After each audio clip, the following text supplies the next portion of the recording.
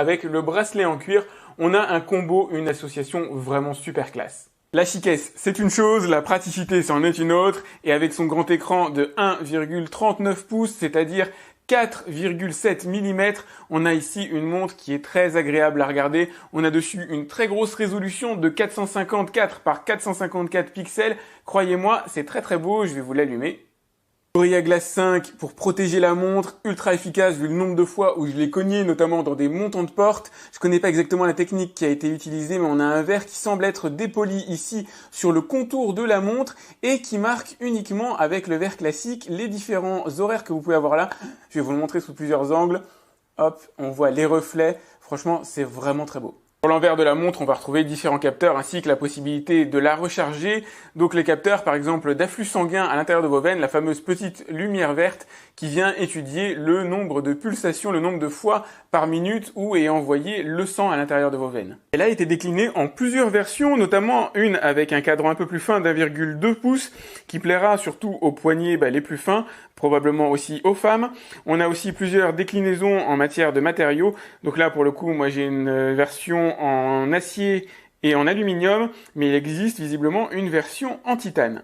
Alors, j'ai pas trouvé mieux qu'une matrioshka pour tenir la montre et on va se balayer ensemble les différentes fonctionnalités qui se cachent derrière ce magnifique écran AMOLED. Magnifique, c'est le moins qu'on puisse dire. C'est vraiment très propre. Donc là, vous avez le cadran principal. En balayant vers le bas, vous avez différentes fonctionnalités. Par exemple, la petite lampe torche, le niveau de luminosité, le mode nuit, l'économie d'énergie, les verrouillages du cadran. Si vous balayez comme ceci, vous allez retrouver, alors je vais remonter plutôt vers le haut, les fonctions, état à ce niveau-là, donc c'est le sport, les activités que vous avez eues aujourd'hui, balayez vers la droite pour venir en arrière, la fonction d'étude du rythme cardiaque, on se fera un petit test après, les différents sports praticables, course extérieure, marche, vélo extérieur, course en salle, cyclisme en salle, il est capable quand même d'avoir deux techniques différentes d'analyse pour le cyclisme en extérieur et en salle, idem pour la natation, libre et piscine, elliptique.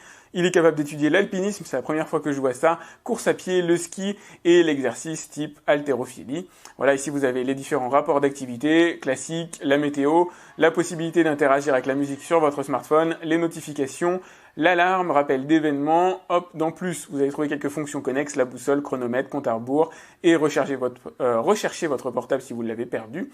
Et ici, voilà, quelques paramétrages supplémentaires, la durée d'illumination de l'écran, du coup je vais revenir.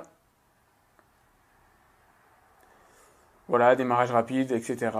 Système, redémarrer la montre, éteindre. Surtout, retenez bien mon conseil, faites bien l'appairage dès lors avec le smartphone, dès que vous recevez la montre, parce que le QR code qui vous permet de faire l'appairage n'apparaît que au tout début lorsque vous la démarrez pour la première fois. Si jamais vous l'utilisez et que vous oubliez de faire le premier appairage dès le départ, vous retrouverez pas le QR code et il vous faudra réinitialiser la montre. C'est ce qui m'est arrivé. Je l'ai utilisé pendant 2 semaines bêtement sans faire l'appairage avec mon smartphone et je l'ai eu dans l'os. Toutes les données ont été perdues. Alors là, je vous propose de passer en revue la partie utilisation quotidienne et on va commencer par le plus lourd, la batterie 410 mAh à l'intérieur. Ça a toujours été la grosse force de Xiaomi, que ce soit sur cette montre-là, la GTR, sur les autres ou aussi sur ces smartbands. Ils sont véritablement au top à ce niveau-là. La montre peut tenir jusqu'à 74 jours si vous la laissez tranquille et environ 24 jours, 1 mois en ce qui me concerne pour une utilisation normale en faisant un peu de sport, etc.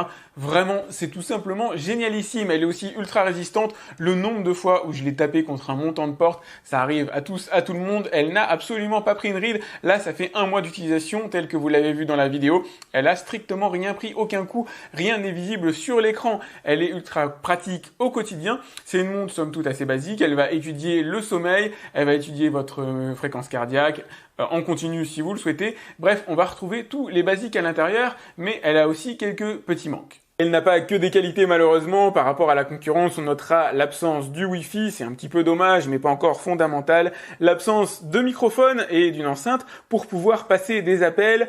Encore une fois, c'est pas fondamental, surtout quand on voit la finesse. En fait c'est ça, le vrai parti pris, c'est d'avoir une montre ici ultra fine et franchement très très belle à porter au quotidien en sacrifiant quelques fonctionnalités. Donc du coup, exit la possibilité de téléphoner. Bien sûr vous pourrez recevoir vos appels, etc. Régler tout ça à partir de la montre, mais tout se fera bien sûr sur votre téléphone ou vos écouteurs Bluetooth pour le coup. Pas de stockage à l'intérieur malheureusement non plus, donc vous pourrez faire défiler les pistes musicales mais pas stocker les musiques directement dans la montre, c'est un petit peu dommage. Et pas de firmware Android Wear, on est encore une fois sur du propriétaire Xiaomi à l'intérieur. Alors vous allez avoir le choix entre deux applications pour aller avec votre GTR, l'application Amazfit ou l'application Mi Fit de Xiaomi. Mais bon, comme là on est dans l'écosystème Amazfit, je vais vous la présenter rapidement. Donc ici bien sûr vous avez le nombre de pas, les données concernant le sommeil. Donc là je ne l'ai pas utilisé hier soir. Ici on est vraiment sur du très classique. Je ne sais pas si réellement c'est très fonctionnel, si ça marche véritablement bien, voilà. On a exactement les mêmes stats que peuvent prendre les autres montres. Sommeil profond, 1h35, entre 1h35 et 2h30. Pour moi, c'est la norme. J'aimerais bien dormir plus, mais malheureusement, ça ne le fait pas. Et à chaque fois, on a ces mêmes données qui sont prises sur toutes les montres. Donc à ce niveau-là, pour moi, il n'y a pas du tout d'écart avec ce qu'on peut trouver ailleurs. Fréquence cardiaque, là, j'ai fait un petit test de sport, je vous montrerai juste après. Donc je vous montrerai rapidement l'application. Ici, voilà, vous avez les informations plus précises sur la fréquence cardiaque pendant votre effort. Donc j'ai commencé à 81 battements par minute et je suis monté au maximum à 166. Et grosso modo, pendant mes 10 minutes, 12 minutes de course, j'ai plafonné, enfin j'étais plutôt en moyenne autour de 141. Alors le poids, c'est une donnée que vous allez pouvoir rentrer à la main, ou si vous avez l'écosystème Xiaomi, vous pouvez avoir par exemple la Mi Balance qui va vous permettre de prendre votre poids et vous donner des informations, mais elle fonctionnera de pair avec l'application Mi Fit plutôt. Hop, ici vous avez la partie course en extérieur, donc là je vais vous montrer les résultats de la course que j'ai fait tout à l'heure. Hop, Avis Express avec une belle photo d'âne. Première chose que vous remarquez normalement, c'est ça, pas de carte GPS pendant la course que j'ai effectuée, un parcours de 1,5 km, vous allez voir, les données malheureusement n'ont pas été traquées et le GPS met beaucoup de temps à se démarrer, je suis pas le seul à avoir eu ce problème. Pour l'instant, il n'y a pas de fixe réel à ce niveau-là, donc les données sur ce parcours-là, en tout cas sur la distance, sont pas extrêmement fiables. Ça a tendance à s'améliorer quand il a chauffé, mais là pour le coup, lancé à froid, malheureusement, ça ne fonctionne pas, ou en tout cas vraiment pas bien. Pour le reste, voici les informations que j'ai recueillies avec la Honor Band que j'ai ici sur ma main. Donc vous avez ici les résultats de la Honor Band, les résultats de la GTR et on a grosso modo les mêmes informations. Voilà, j'ai fait un temps de parcours de 12 minutes, 11 minutes ici. Nombre de calories brûlées, 142, 147 sur les deux. Cadence, je l'ai à 169 ici et là... J'ai du 172, donc voilà, on est à 3 pas de différence en moyenne. Ça va, ça reste encore de l'ordre du raisonnable. Fréquence cardiaque, par contre, là j'ai du 148, ici j'ai du 159. Par contre, je l'avais déclenché en avance. Vous voyez, les 30 secondes qu'on a d'écart entre les deux, c'est 30 secondes où j'ai été inactif. Donc on peut imaginer que ça a faussé la moyenne des résultats par rapport à ce qu'on a ici. Nombre de grands pas, malheureusement, je ne vais pas le retrouver en grands pas ici sur cette application-là de chez Huawei. En balayant, vous allez pouvoir avoir d'autres informations. Voilà, le rythme, par exemple, du premier kilomètre, je l'ai fait en 7 minutes 58 et forcément le second kilomètre un petit peu plus long, 8 minutes 06 secondes. Vous avez ici le graphe de la fréquence cardiaque qui augmente globalement, c'est relativement normal. Et ici, l'analyse de ma consommation maximum d'oxygène avec le VO2 max pour le coup qui indique, en tout cas pour ce qui me concerne, malheureusement une condition physique tout à fait perfectible puisque pour un entraînement, on va dire, de routine, je me situe quand même dans des zones d'effort physique assez élevées. Voilà, il y a des choses à corriger. Au-delà de l'activité sportive pure et dure, vous allez avoir l'analyse quotidienne de votre activité. Donc des trucs somme toute assez classiques. Voilà, par exemple, on va prendre ici, hop, le 10 octobre, donc 9600 pas, 1h50 minutes de temps d'activité, distance 6 km, 950 mètres, pardon, tout en sachant que le GPS étant lui-même tout à fait perfectible, je ne suis pas certain que cette donnée soit totalement fiable, et 240 kilocalories brûlées. Voilà l'application Amazfit, donc vous allez retrouver à peu près les mêmes informations, mais agencées de manière différente, et j'ai remarqué quelque chose d'assez étonnant.